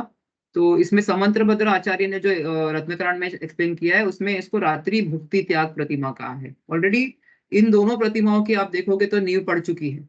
जो 5 अणुव्रत लिए थे उसमें ऑलरेडी ब्रह्मचर्य अणुव्रत भी था। जो ब्रह्मचर्य अणुव्रत होता है उसमें स्वद्वारा संतोष, यानी कि जो अपना हस्बैंड वाइफ जो भी है स्पाउस, सिर्फ उसमें ही संतोष रखना। ओके, सिर्फ उनसे ही रिलेशन रखना, मेंटल फिजिकल जो भी है। ओके, यहाँ पर अभी एक लेवल बढ़ जाएगा। अभी दिन रोज मतलब एवरीडे दिन के समय में तो वो ब्रह्मचर्य व्रत का पालन करेंगे। देखो, जो दिन ब्रह्मचर्य व्रत पाले, तिथि आए निशि दिवस संभाले। तिथि यानी के अष्टमी चौदस, अष्टमी चौदस के दिन रात और दिन दोनों में ब्रह्मचर्य का पालन करेंगे, और बाकी के दिनों में एटलीस्ट दिन में ब्रह्मचर्य का पालन करेंगे। कही नवबाढ़ करे व्रत रक्षा, सो षड प्रतिमा श्रावक आख्या।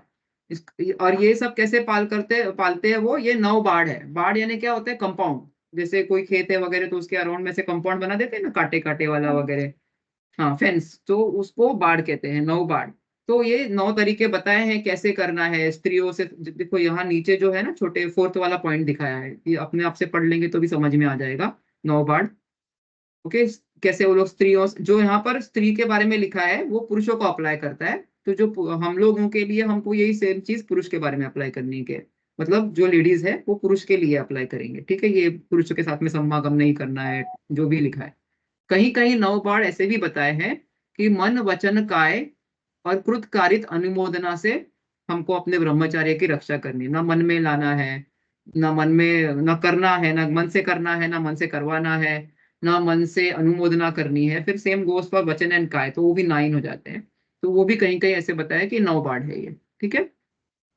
रात्रि भुक्ति भी जनरली इतने प्रतिमा तक आया है तो फर्स्ट स्टेप हम लोग रात्रि भोजन त्याग कर ही देते हैं सबसे पहले। लेकिन यहाँ पर अभी पूरा निरतिचार, यानी कि ना कृतकारित अनुमोदना से रात्रि भोजन का त्याग कर देंगे, ना हमने खाना है, ना हमको खिलवाना है, ना खिलवाने वाले की अनुमोदना करनी है, सब छोड़ देना है पूरी तरह से। रात के टाइम पे ना हम भोजन खाएंगे ना खिलाएंगे, ऐसा, ठीक है। इस लेवल का हो जाता है ये प्रतिमा में। कई कई लोग तो इवन लेपा आहार का भी त्याग कर देते हैं, मतलब 4 आहार तो है ही, खाना पीना और जो लेय और स्वाद्य, जो सौंफ सुपारी है और जो चाटने वाली चीजें रबड़ी आदि, वो तो त्याग है ही। साथ में लेप यानी कि बाम वगैरह भी नहीं लगाएंगे, हॉस्पिटल में नहीं जाएंगे। अगर आईवी ड्रिप लगाना है रात को तो हॉस्पिटल भी नहीं जाएंगे, क्योंकि दवाई नहीं चढ़ा सकते, हमने आहार का त्याग कर दिया। सब आहार में आ जाता है ये, ठीक है। तो ये सब सोच समझ कर, इतनी शुद्धि बढ़ेगी तो अपने आप ही प्रतिमा आएगी, ठीक है। और नहीं आई है तो फोर्सफुली नहीं लेना है, सर्च जो हो रहा है वो करना चाहिए, अपना लेवल उतना ही है ना, तो अंतरंग की शुद्धि बढ़ेगी तो नेक्स्ट लेवल आएगा, ठीक है। फिर नेक्स्ट जो है अभी ब्रह्मचर्य प्रतिमा आ गई। तो आपने देखा छठवीं प्रतिमा जो थी उसमें नींव डल गई है, अभी दिवा मैथुन त्याग की नींव डली है ना। पहले स्व द्वारा संतोष था ब्रह्मचर्य अणुव्रत में, फिर अभी दिन में त्याग, और अष्टमी चौदस का तो दिन एंड रात में त्याग इसमें, और यहाँ वाले में तो अभी कंप्लीट त्याग, मतलब अभी हमको हमारे स्पाउस से कोई रिलेशन रखना ही नहीं है फिजिकल, ठीक है। मेंटल भी ऑफकोर्स, ऐसा वाला भी नहीं कि हम मेंटल में कुछ अपेक्षा रख रहे हैं, ऐसा भी नहीं होना चाहिए। तो यहाँ पर दिया है, जो नववाड़ी सहित विधि साधे निष्दिन ब्रह्मचर्य आराधे, सो सप्तम प्रतिमा धर ज्ञाता शील शिरोमणि जग विख्याता। ओके, अभी ये वही है, अभी दिन रात अभी अपने ब्रह्मचर्य व्रत का पालन कर रहे हैं। ओके, तो यहाँ से अभी नेक्स्ट प्रतिमा आएगी आरंभ त्याग प्रतिमा। अभी हम कहते हैं ना, इनको काम धंधा नहीं है, काम का त्याग हो गया पूरी तरह से, अभी धंधे का त्याग होगा, ठीक है। जैसे जैसे आगे बढ़ते हैं ना अभी, तो अभी ये क्या है यहाँ पर, जो भी पाप का काम होता है और जो भी व्यवसाय रिलेटेड काम होता है ना, उसको आरंभ कहते हैं जनरली। हाँ, तो पूरी तरह से ये सब व्यवसाय जो होते हैं, असी मसी कृषि वाणिज्य आदि ये सब है, इन सब विकल्पों का त्याग कर देते हैं और व्यवसाय का भी त्याग कर देते हैं। इवन गृहस्थी में जो हम लोग पाप के काम बहुत कम, गृहस्थ महिलाएं जो होती है, जो घर में खाना वाना भोजन बनाती है, वो भी बहुत कम हो जाता है एकदम। तो अभी काम धंधा खत्म, अभी ना किसी से रिलेशन है ना हमारे पास काम है, तो हमारी जरूरतें भी क्या बची, बहुत थोड़ी सी, कुछ जरूरत नहीं है हमको। तो नेक्स्ट वाला क्या आएगा, परिग्रह त्याग, बराबर। ना हमारा कोई है क्योंकि हमने ब्रह्मचर्य व्रत ले लिया है, ना हमको इतनी जरूरत है क्योंकि हमने व्यवसाय भी त्याग कर दिया है अभी, तो अभी सामान क्यों रखना है ना। तो नेक्स्ट अपने आप भाव आएगा परिग्रह त्याग का। जो दशधा परिग्रह को त्यागे, सुख संतोष सहित वैरागी, समरस संचित किंचित ग्राही, सो श्रावक नौवीं प्रतिमा वाही, 9 प्रतिमा वाही। तो अभी ये 9 प्रतिमा है। ओके, जो फर्स्ट टू 6th प्रतिमा थी उसको जगन्य श्रावक कहते हैं। ओके, 7th टू 9th प्रतिमा है वो मध्यम श्रावक है, और उसके बाद में 10वीं और 11वीं प्रतिमा है वो उत्कृष्ट श्रावक है, ठीक है। तो यहाँ पर हमने दिया है 10 परिग्रह का त्याग लिखा हुआ है प्रतिमाधारी को। मुनिराज के 24 परिग्रह का त्याग कहते हैं, क्योंकि उनके अंतरंग और बहिरंग सभी परिग्रह का त्याग होता है। जो 10 परिग्रह है वो बहिरंग परिग्रह है, 14 परिग्रह है वो अंतरंग परिग्रह है, बराबर। जो कषाय आदि से रिलेटेड है, मिथ्यात्व वगैरह। तो ये 10 परिग्रह में सब कुछ आ जाता है, धन धान्य सोना चांदी नौकर चाकर इत्यादि, ये सब आ जाता है, बर्तन वगैरह, ठीक है। तो ये परिग्रह त्याग हो गया। अभी जो मिनिमम सामान रहता है ना वही रखते हैं वो, बहुत मिनिमम, इवन सोने की जगह वगैरह भी त्याग देते हैं, चटाई रखेंगे वगैरह। अभी उस लेवल तक की उनकी शुद्धता बढ़ गई है क्योंकि घर छोड़ना है नेक्स्ट अभी, ठीक है। तो अभी इसके बाद में नेक्स्ट जो है 10वीं प्रतिमा है वो अनुमति त्याग प्रतिमा। अभी वो इतना डिसइंटरेस्टेड हो गए घर में, और इतना उनको ज्ञान हो गई है और शुद्धि हो गई है कि वो कोई भी पाप के काम में अनुमति भी नहीं देंगे कि तुम शादी करा दो या ये व्यापार करना है, ये घर खरीदो, नॉट इंटरेस्टेड अभी, क्योंकि अभी नेक्स्ट स्टेप तो हमको घर छोड़ना है। तो हमें क्या करना है, किसकी शादी हो रही है, इतनी विरक्ति हो गई है, इतनी शुद्धता अंदर बढ़ गई है, इतना समता भाव आ गया है कि वो अपने को, अपने साथ रिलेटेड है उनको तो छोड़ो, अपने आप को भी ऐसी दृष्टि से देखते हैं कि शरीर मेरा नहीं है ना। भेद विज्ञान भी तो शुरू हो गया है ना अभी, धीरे धीरे प्रैक्टिस तो होती है ना भेद विज्ञान की छोटी छोटी, इससे तो वो भी शुरू हो गया है। तो फिर अभी कोई इंटरेस्ट ही नहीं रहता है, तो वो कोई भी पाप का काम होगा उसकी अनुमति देना छोड़ देते हैं वो। अभी काम धंधा गया, सामान गया, अभी बोलचाल भी सिर्फ जो हम एकदम न्यूट्रल बोलचाल होगी वही होगी।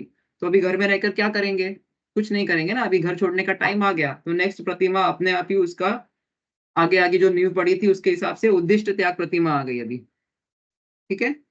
जो सुछंद वर्ते तजदेरा, तजदेरा मतलब घर का त्याग, मत मंडप में करे बसेरा, जो जहां पर ऐसे त्यागी व्रती रहते हैं, वैसे उदासीन भवन हो, चाहे मुनिराज के साथ चले जाओ, चाहे माता जियों के साथ, आरिका माताओं के साथ चले जाओ, ऐसी जगह पे वो चले जाते हैं जहाँ उन जैसे ही व्रती लोग रहते हैं।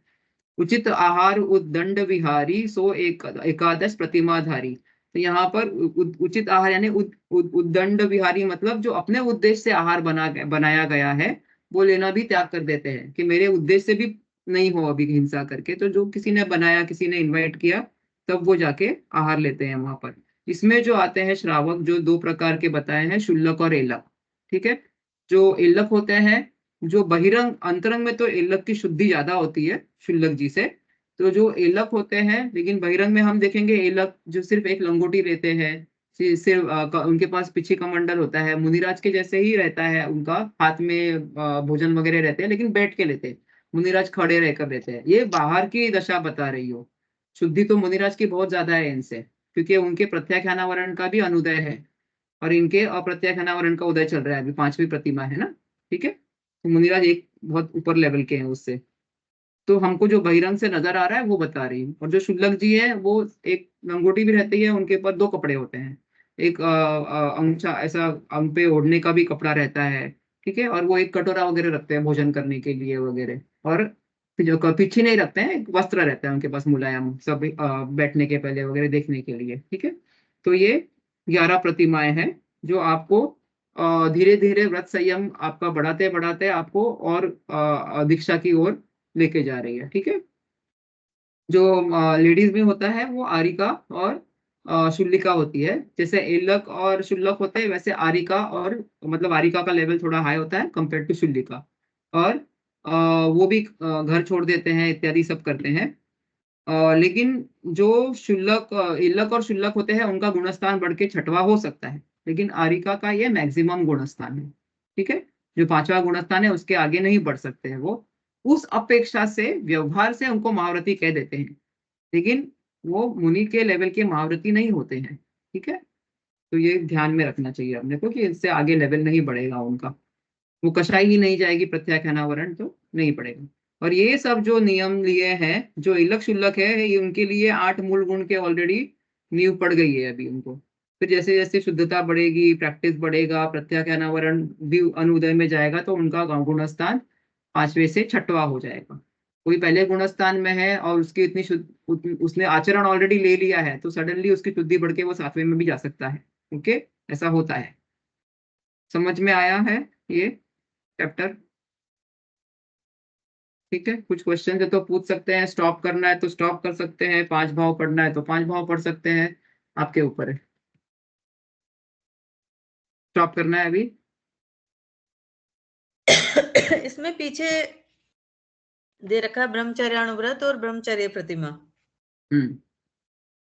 तो ब्रह्मचर्यानुव्रत में तो थोड़े कम लेवल का उनके वो ब्रह्मचर्य पालते हैं, और ब्रह्मचर्य प्रतिमा में वो उत्कृष्ट लेवल देखो, का ब्रह्मचर्य ब्रह्मचर्य। अनुव्रत में स्वद्वारा संतोष है, मतलब अपने ही जो हस्बैंड या वाइफ के साथ में रिलेशन रखने का है बस। और किसी के साथ में आपने नियम ले लिया कि बाकी सबसे हमारा ऐसा कोई इस वाला रिलेशन नहीं होगा करके, ऐसा।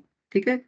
जो उसके बाद में जो ब्रह्मचर्य प्रतिमा के पहले दिवा मैथुन, 6वीं वाली प्रतिमा है दिवा मैथुन त्याग। उसमें उन्होंने दिन में कोई भी रिलेशन रखने का त्याग कर देते हैं, इस टाइप का सेक्सुअल रिलेशन वगैरह अपने स्पाउस के साथ में दिन में त्याग कर देते हैं। और अष्टमी और 14 तिथियों में दिन और रात दोनों का त्याग कर देते हैं। बराबर। स्व द्वारा संतोष था, उससे भी अभी बढ़ गए वो, कि अभी दिन में तो हम ऐसा रिलेशन नहीं रखेंगे, और अष्टमी 14 को तो पूरा ही रिलेशन नहीं रखेंगे। और जो ब्रह्मचर्य प्रतिमा में है, उसमें कंप्लीट त्याग हो गया, मतलब रह रहे हैं वो अपनी बीवी और घर परिवार के साथ में, लेकिन इस टाइप का कोई रिलेशन नहीं है, ना दिन में ना रात में। ओके। मुनिराज है, उन्होंने तो छोड़ दिया, घर को भी छोड़ दिया, तो अभी सवाल ही नहीं उठता है, सब कुछ छोड़ दिया उन्होंने, तो उनका तो फिर महाव्रत हो गया। ठीक है। फर्क समझ में आया? तो कैसे पहली वाली प्रतिमा है वो आगे वाली प्रतिमा की नींव है, और पिछले वाली प्रतिमा की शुद्धता बढ़ाने वाली होती है और निर्मल करने वाली होती है बिना अतिचार के। सो that is how it is increasing. ठीक है। ऐसे ही तो इसमें होगा आफ्टर परिग्रह दीज त्याग व्रत और परिग्रह त्याग प्रतिमा में, इसमें भी ऐसे ही होगा। इसमें परिग्रह त्याग व्रत और परिग्रह त्याग प्रतिमा, इसमें भी ऐसे ही डिफरेंस होगा जैसे अभी अपन लोग। परिग्रह त्याग व्रत नहीं है, भोग उपभोग परिमाण का है ना। अच्छा, वो परिग्रह का उसमें भी परिमाण हो जाता है ना, वो तो अनुव्रत है हाँ, ना। परिमाण हो तो उसमें, जाता है। हाँ, उसमें परिमाण बना देते हैं कि हमारा तो इसमें पूरा ही खत्म हो जाता है इनके, नहीं, देखो छोड़ देते क्या हैं होता परिग्रह। है उसमें क्या होता है कि हमारे पास जो है उसमें हम कम करते हैं कि हम 10 साड़ी रखेंगे, 15 साड़ी रखेंगे यहाँ पर। और यहाँ पर लेवल ऐसा बढ़ गया कि हम 2 साड़ी रखेंगे, बाकी सब छोड़ देंगे, ऐसा। वहां तो आपने कम किया, यहाँ पर आपने कम रखा है और बाकी सब दे दिया है, ऐसा है। समझा? मतलब बहुत लेवल बढ़ गया ना अभी आपका। जो भी प्रतिमा का लेवल शुद्धता इतनी बढ़ गई कि अरे मैं 11 रख के क्या करूं, 12 साड़ी मेरे को जरूरत 2 की है तो छोड़ दो बाकी की, ऐसा हो जाता है फिर, इतनी शुद्धता बढ़ गई है आपकी। ठीक है। और निश्चय प्रतिमा और व्यवहार प्रतिमा में आप अंतर? लेट ज्वाइन हुए हैं थोड़े से, एक मिनट हाँ, है। मैं थोड़ा सा लेट ज्वाइन किया। देखो तो स्क्रीन दिख रही है।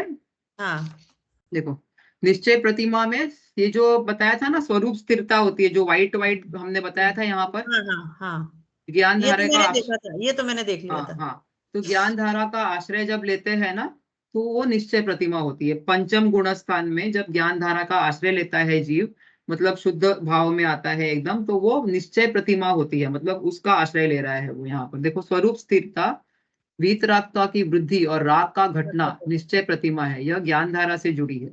और जो व्यवहार प्रतिमा है वो, जैसे मैंने अभी 4 चीजें बताई थी, एक तो शुद्ध भाव आया, उसकी वजह से शुद्ध परिणति हुई, फिर शुभ भाव आया। यहाँ पर ये जो पार्ट है ना व्हाइट, इसका आप आश्रय ले रहे हो तब तो निश्चय प्रतिमा है। लेकिन जब ये पार्ट आपका उपयोग को ऑक्यूपाई कर रहा है तो ये राग भी तो घट गया ना, क्योंकि उसकी जगह तो थोड़ा थोड़ा ये धारा ले रही है ना। पहले इतना था राग जो फर्स्ट गुण स्थान में था, फिर 5वें में उसका भाव कम हो गया, और ये जो शुद्ध परिणति है उसकी वजह से जो भाव है वो शुभ भाव हो गया। ठीक है। वो शुभ भाव जो है उसको व्यवहार प्रतिमा कहते हैं। और जो उसकी वजह से बाहर में व्रत अंगीकार होते हैं उसको तो और भी व्यवहारिक, क्योंकि वो तो जड़ की क्रिया है। एटलीस्ट भाव में जो भाव है उसको हम एटलीस्ट व्यवहार से कह सकते हैं। देखो निश्चय प्रतिमा के साथ जो कषाय की मंदता रूप शुभ भाव है वो व्यवहार प्रतिमा है। और उन भावों के साथ जो बाहर के जो व्रत संयम रूप बाह्य प्रवृत्ति है उसे तो हम उपचार से व्यवहार कहते हैं, मतलब वो व्यवहार का भी उपचार है। समझा। मैंने केले का भी एग्जाम्पल दिया था, आप थे ना तभी। हाँ हाँ, हाँ तो अभी समझ में आ गया, जो केले का अंदर पार्ट है वो निश्चय है, और जो बाहर का छिलका के साथ में जब केला होगा तो हम छिलके को व्यवहार से केला कह देते हैं। हाँ, और अगर छिलके को निकाल दो आप, केले को निकाल दो तो सिर्फ छिलका रहेगा, तो उसको हम व्यवहार से भी केला नहीं कहेंगे, उसको छिलका ही कहेंगे फिर। तो वही है, अगर निश्चय है तो व्यवहार को व्यवहार कहा जाता है, और नहीं है निश्चय से भाव वो, तो व्यवहार को सदाचरण है, वो व्यवहार भी नहीं आएगा। ठीक है। उसकी वैल्यू व्यवहार की तब है जब निश्चय है। ठीक दोनों है। की अपनी अपनी जगह वैल्यू है, निश्चय भी होना चाहिए, व्यवहार भी हो।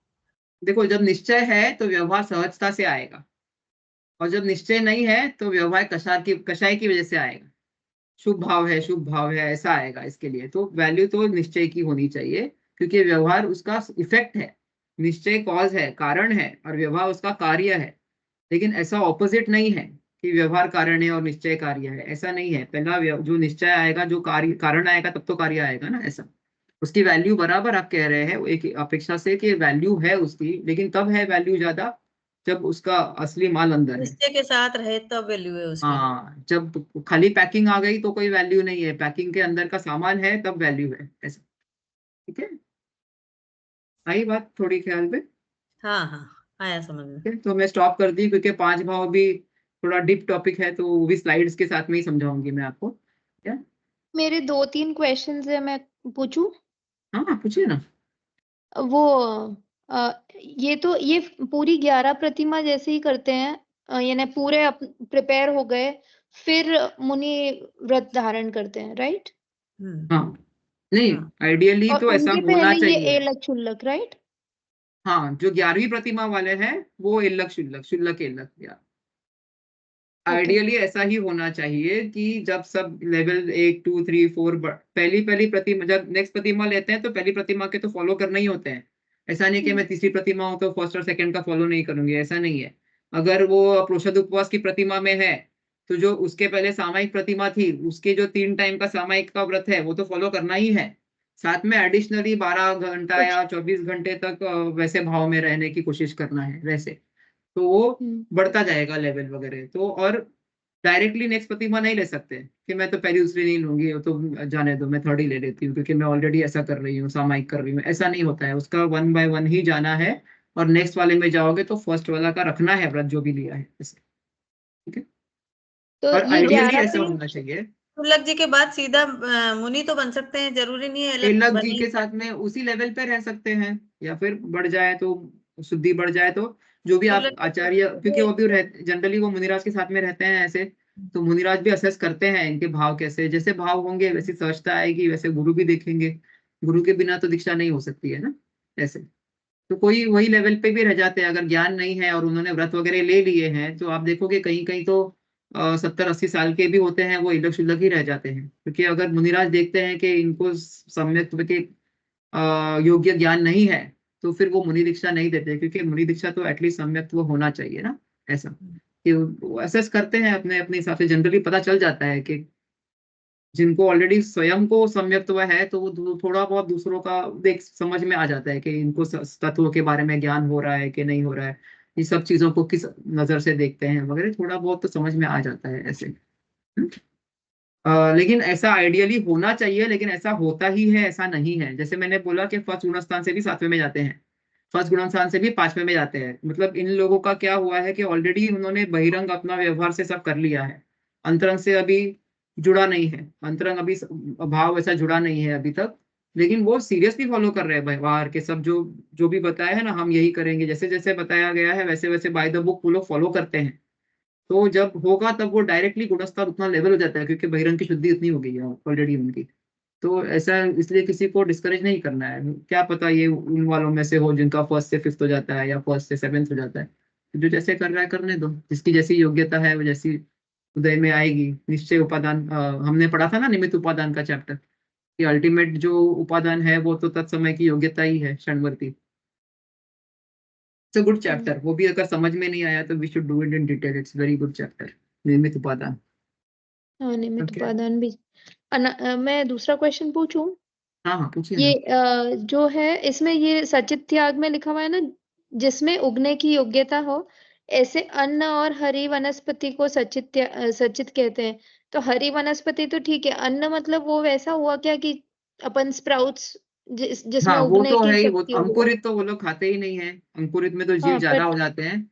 लेकिन फिर जो मूंग वगैरह है ऐसी चीजें है ना, तो उसको कुक करके खाते हैं ना, तो उसको अचित बना देते हैं। और जो आटा वाटा पीस लेते हैं अन्न के दाने को, तो आटा बन गया तो वो अचित हो जाता है, तो अचित बना के खाते हैं डायरेक्टली। सचित सचित चीजें जैसे हम देखते हैं, कभी कभी हमने ऐसा एप्पल धोया और सीधा चबा लिया उसमें, तो वो सचित है। इवन फ्रूट्स को भी शायद वो हाँ, मैश यानी कर हाफ देते बॉईल हैं, करते हैं या हाफ समथिंग। बॉईल करते कर सकते हैं, मैश कर सकते हैं, बहुत बारीक कट कर देते हैं, ऐसे भी कर सकते हैं। तो उसको अचित बना के अजीब बना के उसका जो काय पार्ट रह गया है, जो भी वनस्पति का जो काय पार्ट रह गया उसको खाते हैं। और वनस्पति कायिक जीव जो है वो चले गए उसमें से ऐसे।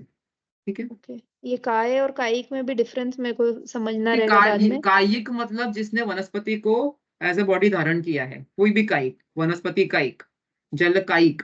बॉडी।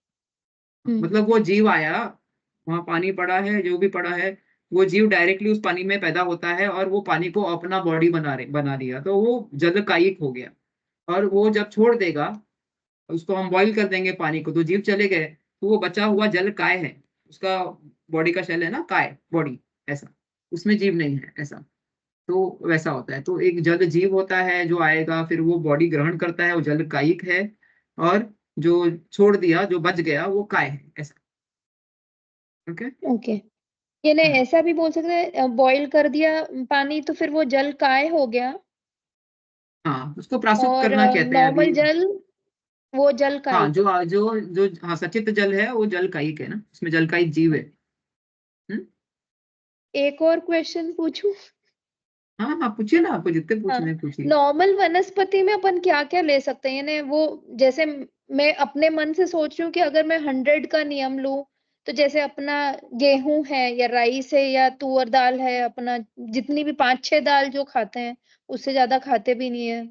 और क्या बोलते हैं, अपना नॉर्मल हरी सब्जी में 10 सब्जियां या चलो मैक्सिमम 20 सब्जियां भी खाएंगे।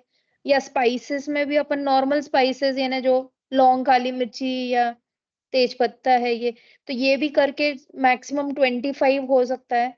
बट इससे ज्यादा क्या होगा? तो ये सारे वनस्पति में ही आ जाएंगे या कैसा होता है? नहीं, जनरली लौकिक में ऐसा देखा गया, जब वनस्पति कहते हैं ना, तो इस रिलेटेड टू ये सब सचित चीजें जो है ना, उससे रिलेटेड है। इट्स जनरली अन्न हम्म। नहीं आता है उसमें। मतलब जो गेहूं दाल चावल ये सब नहीं आता है, जब वेजिटेबल्स और फ्रूट्स को हम जनरली वनस्पति कहते हैं। बाकी सब प्रासुक किया होता है, स्पाइसेस वगैरह तो ऑलरेडी प्रासुक करके ही मिलते हैं ना, ड्राई होते हैं वगैरह ऐसे। हाँ मिर्ची भी ड्राई। पीसते तो सूखी होती है, तो वो प्रासुक अचित ही होती है वो। तो जनरली नियम लेते हैं ये वनस्पति का तो ऐसा लेते हैं। और पूरे खाद्य पदार्थों का भी कोई कोई नियम लेते हैं, लेकिन आप गिन के प्रॉपर लिस्ट बनाओ कि इतना है, उसका 2-4 गुना रखो छूट, क्योंकि और ये स्थूल नियम लेना, जब आप नियम लेते हो तो स्थूल दृष्टि से लेना, क्योंकि सूक्ष्म में आएगा तो बस ऐसा ही करना है, ऐसा होता है। स्थूल में तो थोड़ी वो तो सी अभी छूट ये होती जैसे है। मन में वो कि 100 जैसे ईटेबल जो भी होगा कि तो 100 से ज्यादा अपन पर डे के हिसाब से रखते हैं कि कैसे? हाँ नहीं, वो क्योंकि तो पर आपके डे में ऊपर है, 100 तो खा आपके ही नहीं ऊपर है। सकते अपन। हाँ नहीं, तो आपके ऊपर है वो, कोई सूखा मेवा का भी ले लेते हैं, पर दिन में 25 मेवा, सूखा मेवा से नहीं खाऊंगा। कोई आजीवन ले लेते हैं, कोई आज का लेते हैं। आप see the ideal way you should do it, take it for 1 day, 2 days, 3 days. अगर आपका पल रहा है 1 आध साल तक, फिर उसको जीवन का लिमिट बनाओ, क्योंकि एक बार नियम लिया तो उसको पालना ही है। एक बार नियम हाँ लिया, there is no going back. तो वो सोच समझ कर लेना चाहिए। व्रत नहीं लिया और आप नहीं खा रहे हो तो भी थोड़ा बहुत पुण्य लगेगा, लेकिन व्रत लिया और उसको तोड़ रहे हो तो फिर अतिचार अनाचार हो जाता है ऐसा। हम्म। तो सोच समझ के लेना है अपना। लो, ऑफ वही कोर्स इट इज एक्चुअली कोई एनकरेजिंग। ऐसा बेस नहीं है और कोई गाइड करने वाला नहीं, तो मेरे को यहीं पे सारे क्वेश्चंस आते हैं। नहीं नहीं, कोई बात नहीं। और सब चीज का ले सकते हैं। आपके पास 5 फ्लैट है तो आप 20 फ्लैट का ले सकते हो कि 20 फ्लैट के ऊपर नहीं है, लेकिन ये सब कहने की व्यवहार की बातें है। आइडियली तो शुद्धि इतनी बढ़ जाएगी कि आपके पास 5 फ्लैट है और आपको 5 फ्लैट में भी इंटरेस्ट नहीं है, कि मेरा है ही नहीं, ये तो पुद्गल का है करके, जिसका होगा आज है, कल कल कोई और ओनर होगा, वैसा भाव आता है बट तो आपकी व्यवहार की वृत्ति दृष्टि अंदर से से तो शुरू हो लेते ही जाती है है। ना सब जने। हाँ लेते हैं, लेते हैं।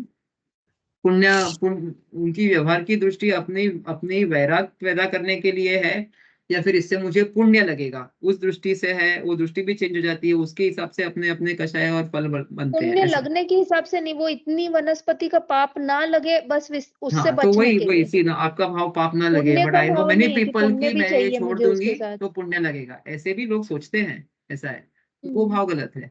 मेरे को बाकी का पाप नहीं लगे वो ठीक है। और धीरे बस धीरे मेरे को तो आप वही अपनी है कि खुद की भी इतना नींव सेट जितना। कर रहे हो ना, देखो आप ऐसे ही भाव चेंज होके आपकी खुद की अगले आपके व्रत की धीरे धीरे नींव बढ़ रही है, ऐसे नींव बनेगी ऐसे। तो अंतरंग में घर भाव के में तो बाहर कब से यानी चालू हो जाता है वो। कोई भी 2 व्हीलर 4 व्हीलर नहीं है तो मतलब घर के बाहर का सब त्याग, क्योंकि अभी है ही नहीं कुछ भी। तो फिर वैसे भी यानी हो सकता है ना। लेकिन हाँ, वो आप फिजिकली त्याग कर रहे हो, बराबर है। फिर लेकिन उसमें ऐसा भी दोष लग सकता है, आपको फोन आ गया कहीं से, फोन अटेंड किया बाहर से, या फिर आपके विचार पे आप चले गए, आप टीवी में बाहर देख रहे हो वगैरह।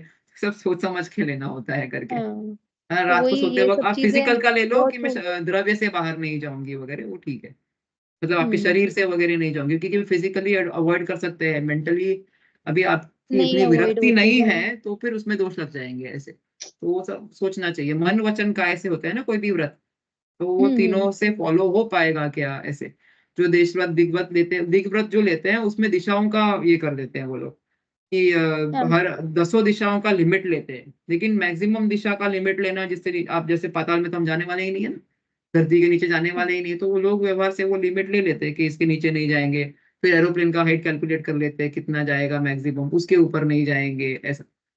फिर उस हिसाब से अगर आप इंडिया के बाहर नहीं जाओगे, वो तो सब अपने अपने ऊपर है। अभी जिसके रिलेटिव्स बाहर रहते हैं तो वो उस हिसाब से, जैसे my son stage in US, तो वो कहता है कि आप एक काम करो, आप जिम्बाब्वे का नियम ले लो, क्योंकि मैं वहां कभी भी नहीं जाऊंगा। तो अभी तो कोई मतलब नहीं बनता है उसका तो।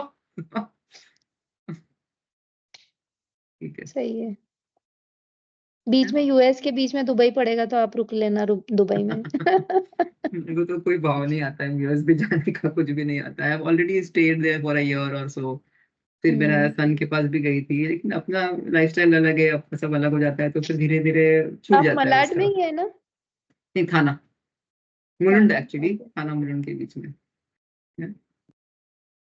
ठीक है, थैंक अभी यू सो हम मच, बहुत सारी चीजें क्लियर हो जाती है बट जिणवाणी स्टिल स्तुति कर वो लेते मैं हैं रात पहले को तो। सोने के पहले ये सब चीजें बोल देती हूँ कि 5 पाप 4 कषाय, फिर ये सारे बोल के सोती हूँ कि एटलीस्ट सोने के टाइम ये सब नहीं। बट फिर वही है ना, लगता है कि दिन में भी ये सब तो यूज नहीं कर रही हूँ। कि हाँ ट्रैवल के लिए अगर बाय चांस कैब में लगी या कुछ ट्रेन मेट्रो लगा तो यूज करेंगे, नहीं तो नहीं। वो ये तो सब डे का बाय क्या है, डे का तो वो त्याग लो सब ना, छोटा आपको आज छोटा का पता सोचती है। हूँ पर वो कितना होता है आई डोंट नो। नहीं नहीं, डे बाय डे का लो, क्योंकि वो देश रत्न में आता है ऐसा, कि आप आज 1 घंटे के लिए नहीं जाओगे, 4 घंटे के लिए, या फिर अष्टमी के दिन इतना ही आपका लिमिट रखो, तो वो भी कर सकते हैं डे बाय डे, एटलीस्ट उतना ही लिमिट कम हो। Another good thing to do is at the end of the day, देखो जनरली भाव खराब होते हैं ना दिन भर में कभी कभी, तो हमको वो याद रह जाता है कि कुछ कह दिया, कुछ हो गया, तो वो पॉइंट को याद रखो कि कब हुआ, क्यों हुआ। उसको जब सामायिक के टाइम पे बैठते हैं उसको एनालाइज करो कि ये ऐसा हुआ था तो मुझे कुछ फील हुआ, वो क्यों हुआ, go to the depth of it, क्यों क्यों क्यों क्यों का लास्ट क्यों तक तो जाओ। बेसिकली सामायिक है में सामायिक पार्ट नहीं पढ़ना होता है, पर सामायिक में ये सब चीजें अपने बिहेवियर चिंतन को करना है, यानी हाँ हाँ अंतरंग को शुद्ध करने के लिए ये सब चीज सोचनी होती है, राइट? हाँ, that is the ideal way to do it, क्योंकि आपकी शुद्धि बढ़ेगी ना उससे। अपने बिहेवियर का जब हम एनालिसिस करेंगे तो भी तो हमको पता चलेगा कि हमने क्या पाप किया, क्या अच्छा काम किया, क्या बुरा काम किया दिन भर में, वो क्या नेक्स्ट किया। टाइम करने के पहले एक पिंच फूल भी होगा आपको, तो छोड़ दो। आगे के लिए वो चीजें सुधरती चली जाएंगी फिर। हम्म। Yeah. जिनवाणी स्तुति कर लेते हैं, शॉप रिकॉर्डिंग एटलीस्ट बंद कर देते हैं। हम्म। निज निधि निज में बताई, यह अनंत उपकार है, इसके लिए जिन वाणी माँ को वंदना शत बार है, वंदना शत बार है।